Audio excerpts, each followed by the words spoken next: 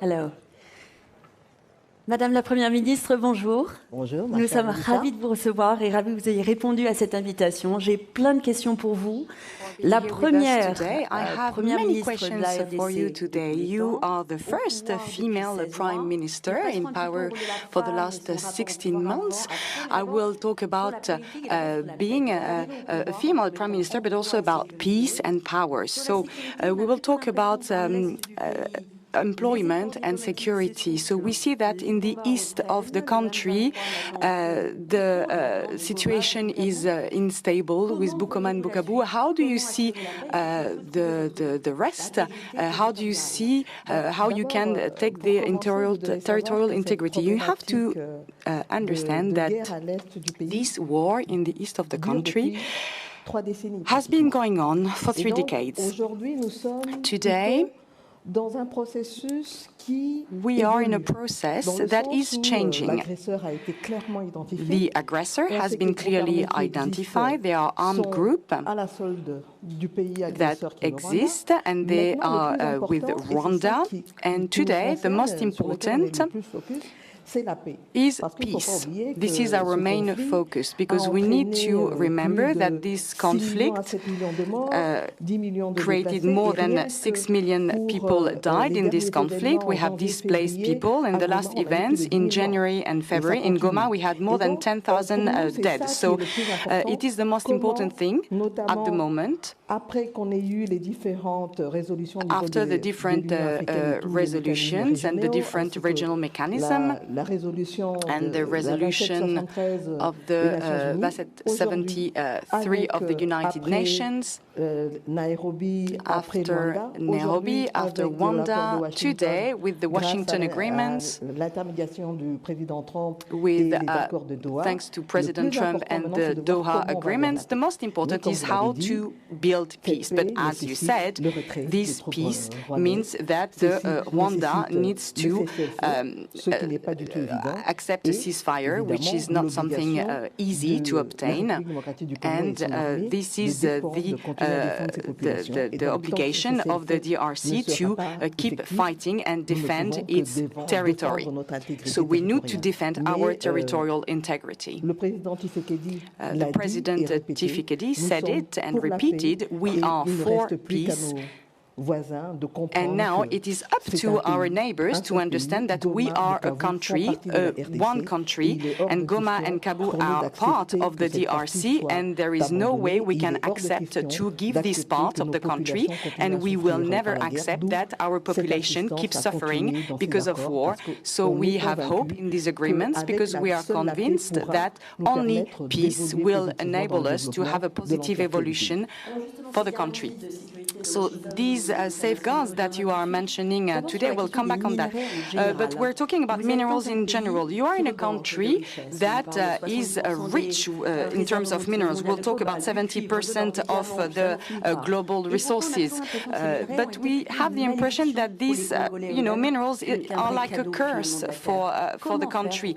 So how can we make sure that these resources will benefit the people? It is true, we have a lot of minerals. We work for ecological transition, but today these mineral reserves are an accelerator for development. We want to say, yes, we have mineral reserves, how we will use them in a supply chain that will be transparent and fair and sustainable, and we try to avoid to put this supply chain with illegal mining, and this is why we want to talk to the international community to make sure that the supply chain is completely transparent and respected. The other point is to say we have minerals, yes, but how they will be beneficial for the future generation, because you know that the DRC, it is 120 million inhabitants, 70% of this population is less than 35 years old, so it is important for this population population to have jobs.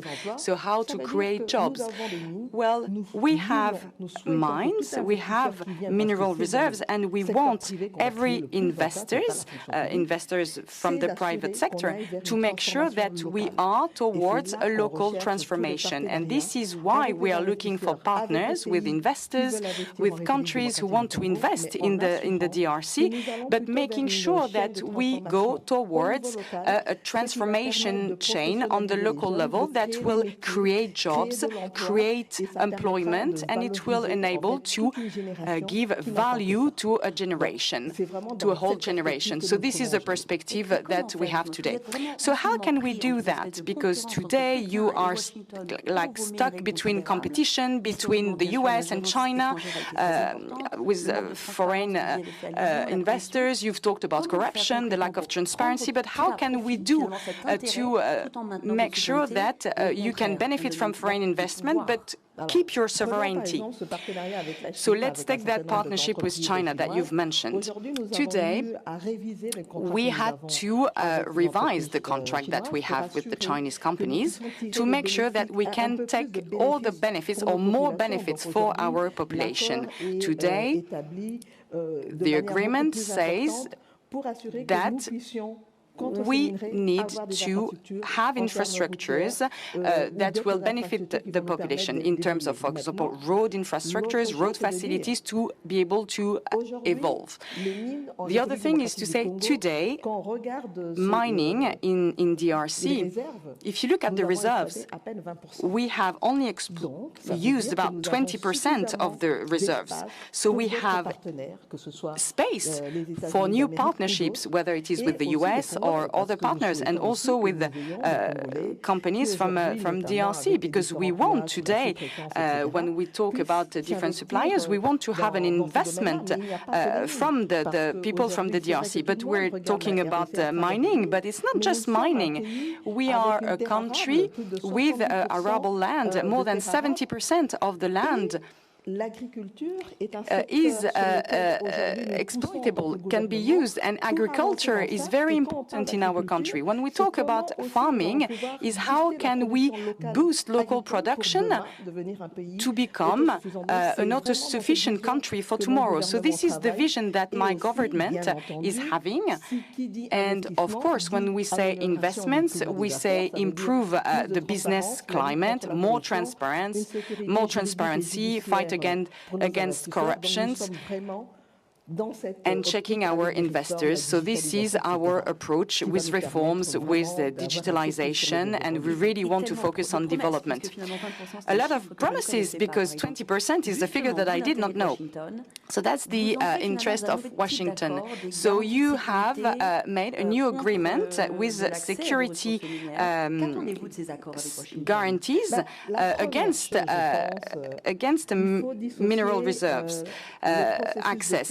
Yes, I think the Washington agreement in the framework of the peace and any other agreement, whether it is commercial, that can be made within a partnership of development. We want peace. We want a ceasefire. We want to have the full territorial integrity for the DRC. As I said, Goma, Bukavu, and some part of the countries like Sake, it is very sad for us to see what is happening, because a lot of population are suffering from war. Women, young girls are being raped. Young people are being hired to be part of those armed groups. But beyond these problems, it's just less than 20% of the DRC. So we need to keep going. But the most important thing to us today is peace, because we cannot accept, we cannot tolerate that the Congolese population suffer this violence in the country. So this is the first objective. Now, we need development, we need investors, maybe American investors. So if we make agreements, I think it's a good thing. We talk about American investors, but we have Congolese investors, we have Canadian companies, Swiss companies who operate. So it is the most important, to us, the most important is to have a good diversification of the economy and create partnership, and we want win-win partnerships that will benefit the Congolese population. And today, our code, mining code, imposes 10% that needs to be dedicated for the future generation, and we need to find benefits for the communities where the mineral reserves are. So how do we create partnerships for the populations? You have also a lot of resources that are not related to mineral reserves. We talk about the Congo basins, we talk about 20 million billions of carbon captures in this area. So how do you make sure that you make the most of mining and also protection of the environment? Today, we talk to the mining companies and we ask them to respect some standards to protect the environment. And you said as well, we have the equatorial forest, we have natural resources that has a major role in carbon captures. So we have discussions today to see how the country can benefit from carbon credits. We've made a decision recently with the President Tshisekedi is to push for a law that will protect the environment, to make sure that we have an area that is called the Green Corridor from Kinshasa, and we've got the Virunga natural reserves. And we need to make sure that this area, as I said, it is 500,000 square kilometers. We need to make sure that we've got in this area green jobs that will benefit the young people and have access to development, but respecting the environment at the same time. Because, as you said, the DRC is a solution, environmental solution in Africa. And it is like a lung for the world. So it is important to keep working on that aspect. I think I want to keep talking about policies. You've been in power for 16 months. I think it is a very good length when we talk about the other durations of your previous prime ministers. What are your hopes today when we talk about political stability in Congo?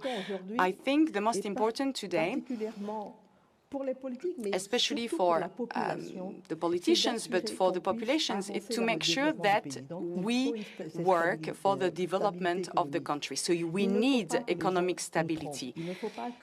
We need to make sure that people don't lie to young people. As I said, it is 70% of young people in our country, and war, conflicts is not something that will help with stability. We need to make sure that economic development and how we can make sure that this development is a strong one. If you look at the country, there is a majority and there is opposition, and we have elections in a democratic process to make sure that we can create change if you don't agree with the policies. So this change cannot be made through weapons. It is not acceptable. We have populations that are victims of violence, so we need to make sure that we keep the same approach with the government and with President Tshisekedi. We keep working on the development of our country and make sure that we can create more jobs for young people through the programs that have been implemented. Madam Prime Minister, you are the first female Prime Minister. You have named 18 women in your government. What is your strength as a woman and what were the challenges?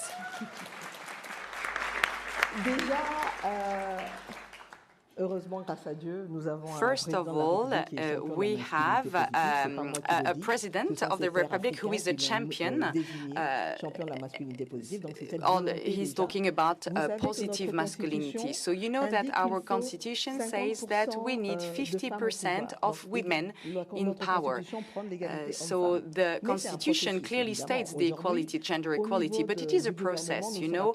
At the moment, we are at 32% within the government, and I think it is a strong message that is being sent today, not only to women, but to the entire population, to show that women have their place. I think today some people said, oh, this woman, what can she change? What can she bring to the country? We are a country at war.